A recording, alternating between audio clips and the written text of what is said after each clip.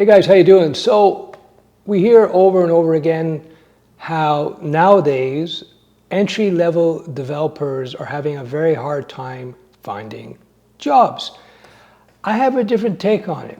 Now, a part of it could be the economy is changing, but a part of it, I believe, is because of who are applying as entry-level developers in the job market. This reminds me of what a friend of mine who has a startup they've had over, I think it was 1,000 employees full-time. I think it was 3,000 employees part-time, a lot of developers.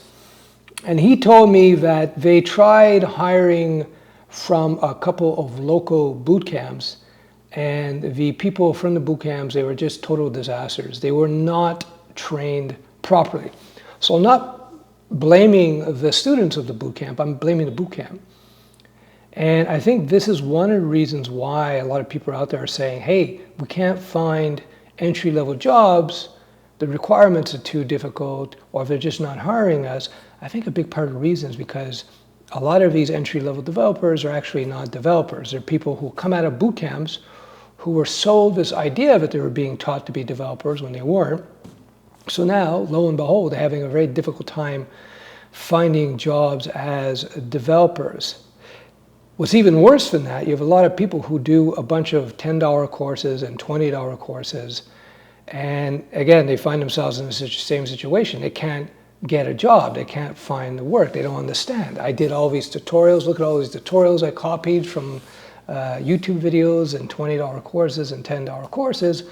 Why aren't they paying me good money as an entry-level developer? Because you're not properly trained. You don't know how to write code. You are not beneficial to the company to hire you. That's the sad story. So you have to be a little bit more realistic about your expectations in terms of getting a job as a developer, in terms of training. Do you really think that taking 2 or 3 $10 courses and copying the projects in the courses and getting the certificates of completion, which are absolute total BS, by the way, you think that's going to be good enough to get a job? Maybe a few years ago when they were so desperate for anybody who could write like an HTML code and close a paragraph tag, they were willing to deal with your lack of skill. But these days, you know, they're laying off a lot of people. They're clearing out the ranks of the less than effective. Again, this is normal, by the way. I've seen many recessions where during the boom times, they hire a bunch of people that shouldn't have been hired in the first place, or they didn't really need them. The companies didn't really need them. And now that things are coming back to normal, they're starting to lay off the people who are not very capable. This is just a fact of life. This is the way it goes. I've seen this cycle play out over and over again. I've been developing since '94, so I've seen this many times. Anyhow, so the key to this video is to understand that when you are jumping into the development world, and there's lots of opportunity, there's still tons of opportunity. It's only going to increase over time. Although the type of development that we're going to be doing in 24 and 25 and 26 and 27 is going to be a little different, as it always shifts over time from what we did from 2015 to now. That's okay. That said, you know, you have to be realistic. Do you think really if you spend $30 on courses and then you just copy a bunch of projects and you don't actually build anything, you don't actually learn how to code from a professional, do you think that's going to give you enough to land that job? I don't know. I think not. Remember, development is a super valuable skill set. Being a developer is super valuable. But you have to put in that initial work to get past the initial hurdles to becoming a developer. The key to it is learn your fundamentals, build a few projects for free. It doesn't matter what they are. It could be a WordPress site, Drupal site, it could be install somebody's Shopify. Just do a couple of free projects for real clients or just for a local nonprofit, a local coffee shop. Doesn't matter. You have to do something for real.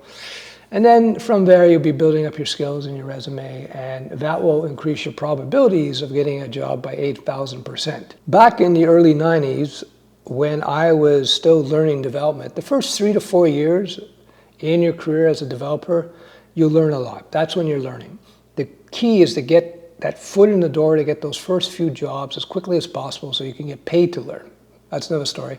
Anyway, back in the 90s, when I was learning how to code, I realized how valuable the coding skill set was, how valuable it would be to be a developer. So I would spend, and this is in 1990 dollars, I would spend $3,000 to $4,000 a year on mostly books. At that time, web video wasn't a thing. Courses on development, web development wasn't a thing really. They were just starting to come out. So I would spend $3,000 to $4,000 a year on these sick computer books. They were like $60 to $80 a shot. And I would buy tons of these. I've literally read hundreds of these books over a period of a few years. And the way I looked at it, if I bought an $80 book or a $60 book, and it taught me 2 or 3 good things, it was worth it because I knew how valuable these skill sets would be. So even back then, I would be spending, again, $3,000 to $4,000 a year on my training because I knew that the payoff would be multiples of that. And sure enough, as I kept learning more and more new things, I got more and more valuable. As I kept building new projects and for clients and expanding the technologies I would work with and jumping into different languages, every time I did this, my value as a developer coder just increased.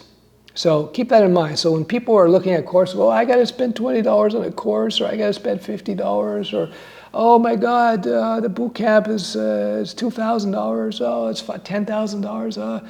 You know, dude, you know, if you're not willing to spend, you know, $50 on a course where, you know, it would be the seed that allows you to eventually start making 6 figures a year.